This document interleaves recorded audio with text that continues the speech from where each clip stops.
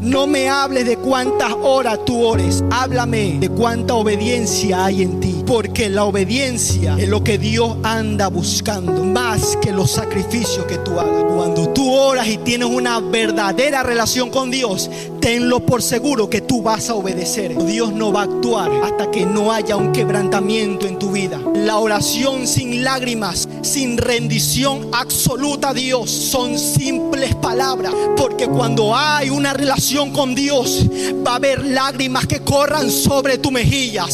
Va a haber lágrimas. Tú solamente le vas a decir: Dios, lléname más de ti.